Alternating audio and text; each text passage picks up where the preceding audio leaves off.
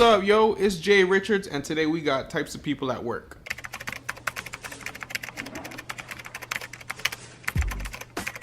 The one with the home-cooked meal.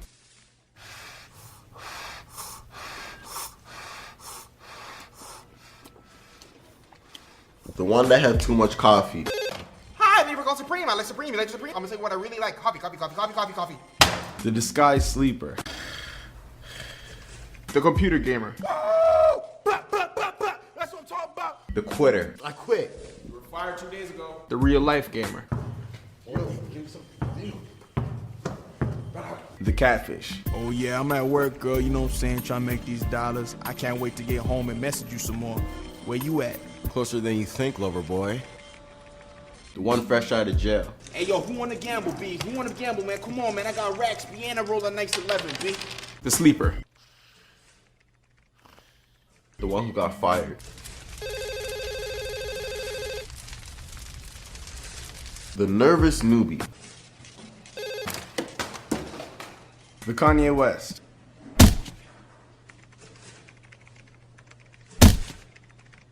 The one who called in sick. The unprepared one. Carlos ain't here yet. Morning, Dwayne. Morning. The careless Jamaican. Hello, Minnock here. The lazy one.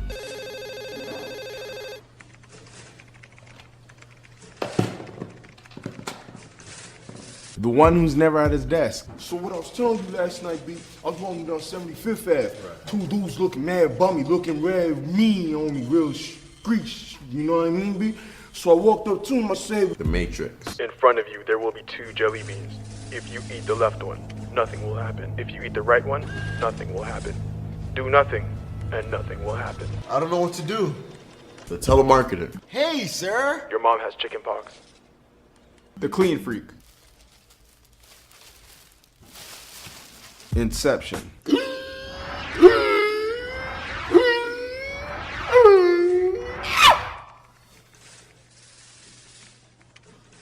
The Godfather. Come to me on the day of my daughter's communion. Paranormal Activity.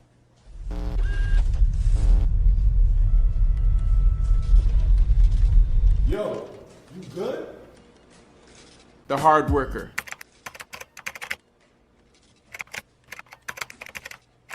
The one who does no work. The one who forgot his lunch. Yo, can't get $1. I forgot my lunch. Nah. The one who speaks no English. The loud one on the phone. Oh yeah, oh hell yeah, we got a bunch of those. I'm gonna get my people to send it over to you for $2.99, close deal. Scarface. Okay, you wanna play rock? Shout out to my little friend. And those were the types of people at work. Till next time.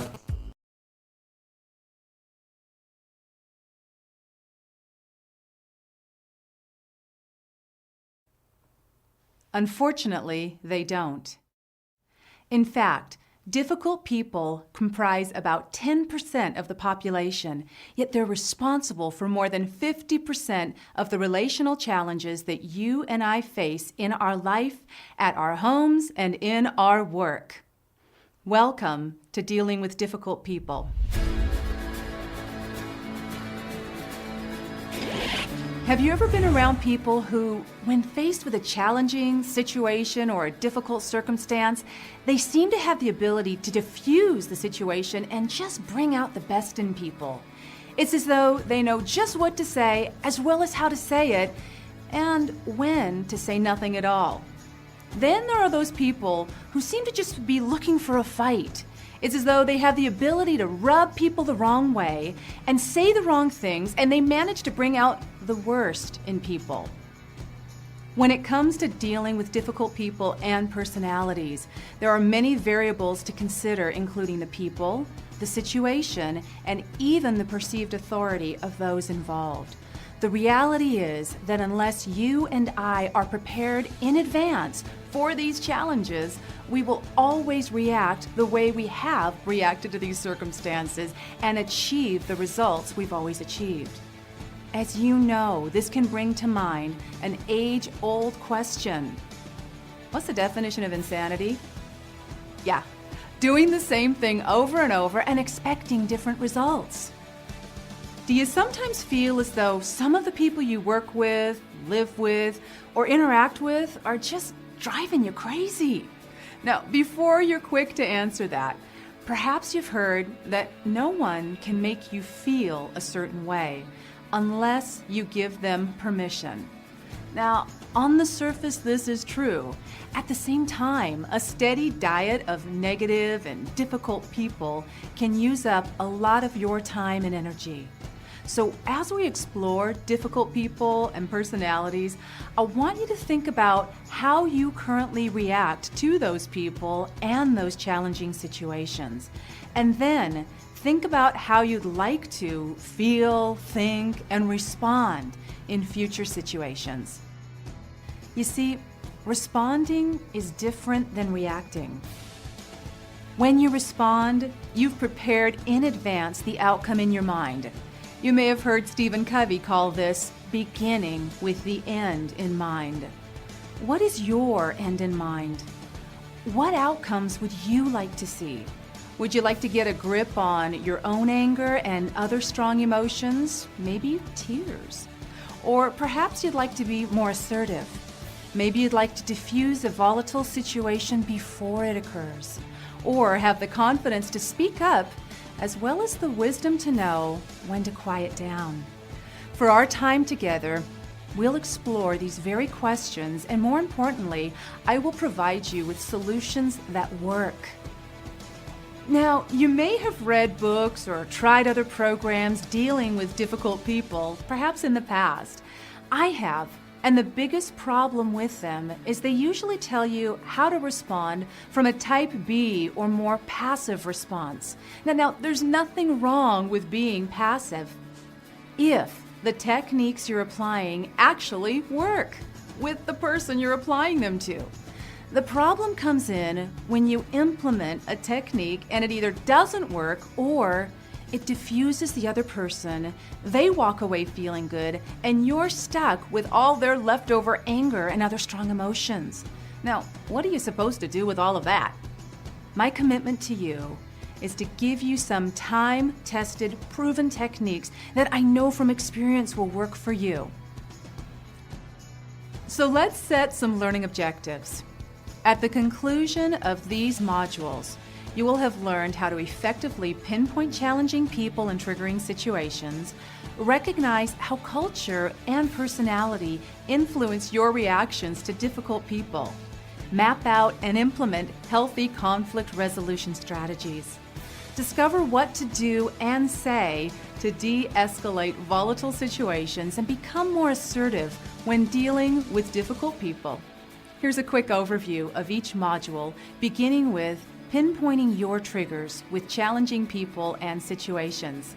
During this first module, I'm going to ask you a few questions to determine what types of people and triggering events push your hot buttons. This will allow you to see where you're at right now, because as you probably know, before you can make effective changes, you must know and acknowledge these triggers.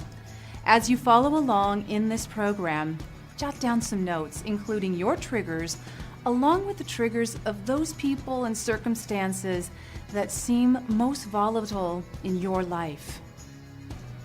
We'll then move to Module 2, where you'll identify how culture, upbringing, and personality have formed your perceptions and reactions to challenging people and situations. Once we've established your starting point and how these influences that you've grown up with have shaped your current reactions, I'll walk you through how you can choose which reactions to keep in your life and which ones to replace. In Module 3, we'll identify strategies and techniques for diffusing difficult people and challenging situations. I'm going to give you some examples and some steps for replacing old reactions with new responses, along with the secret to establishing lifelong change. Module 4, you'll discover what to do and say to de-escalate volatile situations. I'm going to give you techniques to bring out the best in people rather than the worst in even the most problematic people. Another technique to help you lower the defenses during a confrontation, and even a technique to help you stand up to bullies and intimidating people. And I'll help you determine when to stand your ground, when to walk away, and when to run. All right, for our first section, be ready to take some notes as we jump in.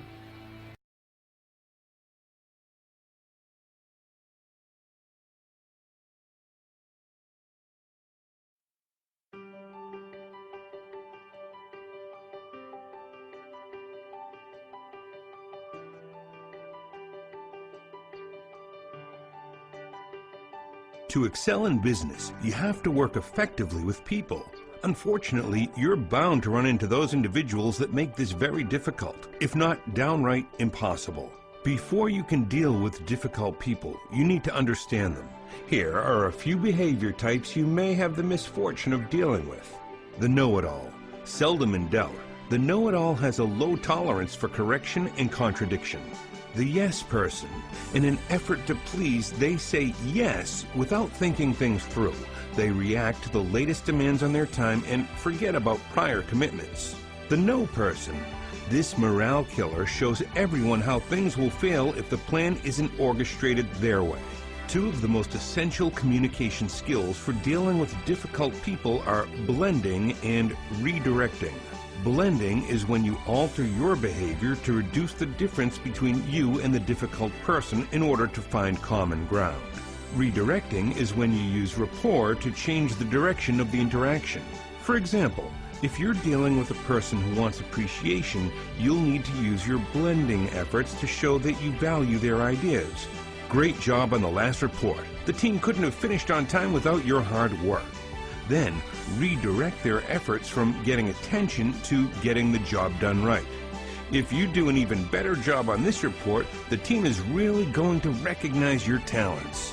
By first blending with your difficult person by acknowledging their feelings and then redirecting to address the actual task at hand, you'll quickly increase cooperation, decrease misunderstanding, and increase productivity.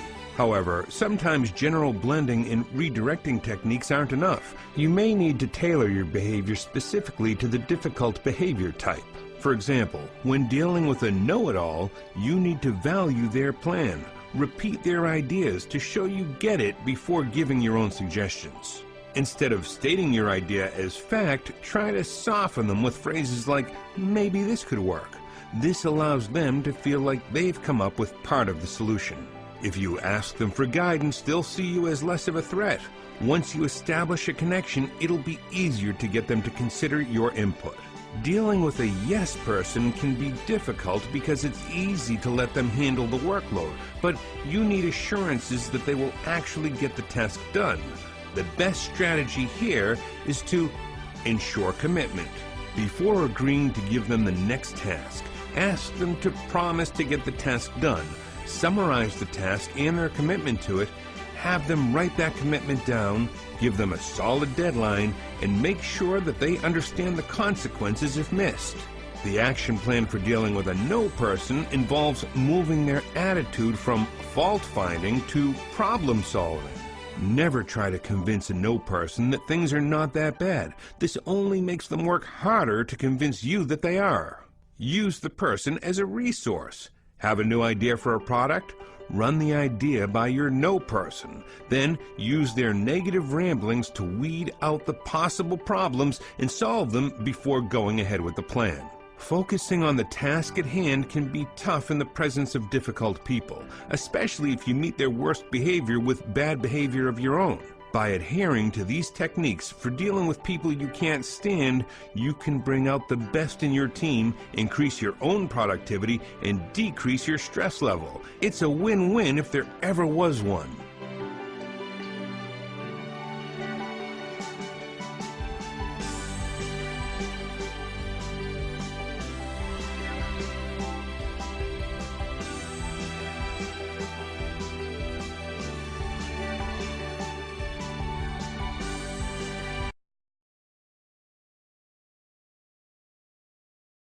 and our plea for the other person to be less like them and more like us. So we're really over-invested in changing the other person.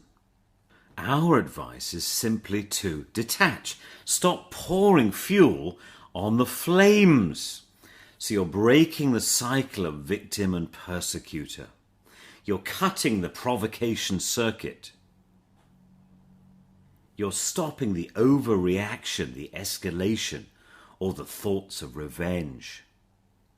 One very useful phrase is to say, whatever other people are doing or saying about me is none of my business.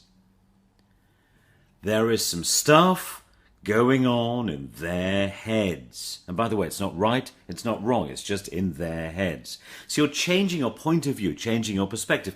Imagine the camera is not in your eyes, the camera is by the side in some studio. So take a dissociated, safe space view and view it with detachment. This shift can really help dissipate the negative energy. In one, we were taking a visual dissociation. We were changing, reframing literally the view. But verbally, we can reframe and relabel what is going on. Because when we label, it's simply an interpretation.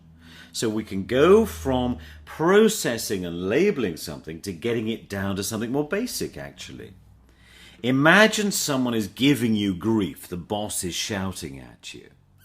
Taking a dissociated camera position, you're the director of the studio, you're seeing it from a safe position. Imagine also verbally, maybe you're in the theatre watching a play with Mr. Angry, that's your position, but you're analysing and taking in those angry words as if you're recording the best ones. So you've got your moleskin notebook and you're saying, oh, that's a great phrase, I might use that myself. Can you see that we are visually in a different position? Emotionally, we're also in a different position.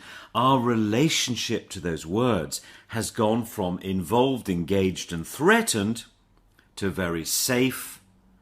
We've actually risen above. We've transcended the drama and the effect of those words. We've taken them from the enemy to a useful resource that we could use ourselves. The other thing to do is to take away the hyperbole and distill any message down to the facts, the timeline, the evidence. Imagine that you are a police inspector at a murder scene. There's lots of drama there, but all you're seeing is the basics, the blood and the chalk outline. One of the funny things we do in a drama class that we work with for negotiation and for conflict is to ask people to describe the process of crying in an intellectual or factual way. And it's so funny, when you come out with saline solution and gravity and epidermis, it's nothing like the emotional drama of poetry or some narrative. It becomes farcically ordinary. And so we've protected ourselves from the pain, the spear of the emotional hurt, which is sometimes the perceived intent. So whilst you're in this detached and analytical frame of mind, get your detective boots on and uncover the unmet emotional need. So with everything this difficult person says, they're giving themselves away. If we deal at the symptom level, nothing's going to change. But if we can find the cause of their distress, the cause of their deformed behavior, then we can be empowered and we can actually help. However detached we are and how clever we are at reframing, some of the nastiness, the poison, the stress is going to get through. So number 4 is very important. It's about resilience. What is that, by the way? It's the measure of your ability to bounce back from deformational stress, to adapt to changing circumstances, and to change up when there is a new reality that you must face. So what can you do? For mental resilience, how about some medium complexity mathematical puzzles? For emotional resilience, look at photographs of kittens. I'm exaggerating, but not by much. For physical resilience, how about running up 10 flights of stairs every single day? And for spiritual resilience, what about performing 20 acts of kindness every single day?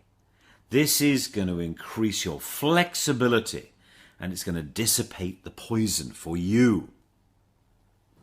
What do you find really disarming about power? Is it someone's effervescent confidence, their stony authority?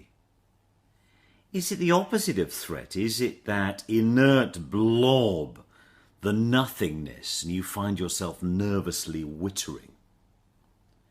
So let's massively reframe power. Excessive power might be seen as aggression or threat. Remember this, please. If someone is threatening you, that is not their position of strength. It is a position of hurt and vulnerability, covered up with a mask of anger or nastiness. Underneath, they're a small, helpless child. But also, let's take some responsibility.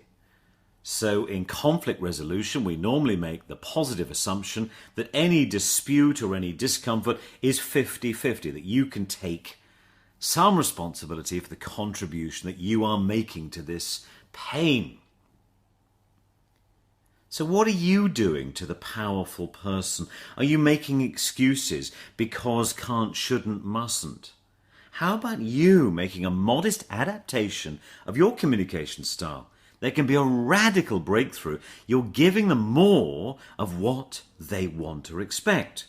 So tough, powerful executive types want formality. They want you to get to the point. It's not about you. It's not about emotion. It's not about a story.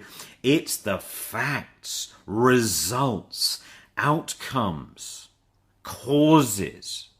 So again, we're in that detective mode of getting down to what's real. And the more you talk about what's real with more powerful people, the more they'll respect you. And that, again, can transform a dysfunctional relationship into a very useful one. Suddenly you can get on the inside of the coconut and be in the in-group. Very exciting possibility. How's it going? I hope you've grabbed at least one idea and you're going to work that muscle until you can really deal with life, relationships, bosses, colleagues, customers, and public transport.